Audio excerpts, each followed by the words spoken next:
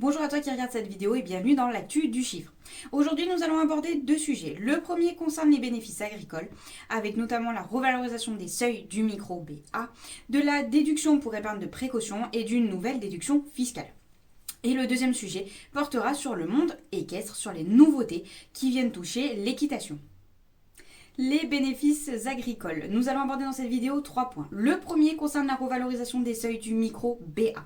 Tu es au micro BA de plein droit dès 2024 si la moyenne des recettes hors taxes de 2021, 2022 et 2023 ne dépasse pas les 120 000 euros. Parlons maintenant de la déduction pour épargne de précaution, la DEP.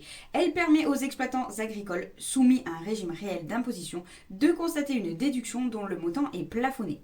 Les nouveaux plafonds pour les revenus de 2024 ont été sortis. Si tu es concerné, tu peux aller voir l'article 94 de la loi de finances 2024. Et enfin, le troisième point, c'est l'instauration d'une déduction fiscale pour les stocks de vaches allaitantes et laitières, qui est fixée à 150 euros dans la limite de 15 000 euros, lorsque la valorisation des stocks est supérieure de plus de 10%. Si tu es concerné, va voir l'article 70 de la loi de finances 2024. Le monde équestre. Alors si je t'en parle, c'est parce qu'il y a de la nouveauté depuis le 1er janvier 2024. Notamment l'extension du taux de TVA de 5,5% à l'enseignement et à la pratique de l'équitation, mais également à l'animation et aux activités de démonstration aux fins de découverte de l'environnement équestre et de familiarisation avec celui-ci, ainsi qu'à l'accès aux installations sportives qui sont destinées à l'utilisation des équidés.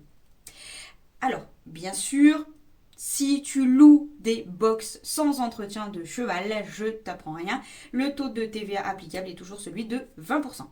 Et enfin, la dernière nouveauté pour le monde équestre à compter du 1er janvier 2024, c'est la déductibilité de la TVA sur les véhicules aménagés pour le transport des équidés.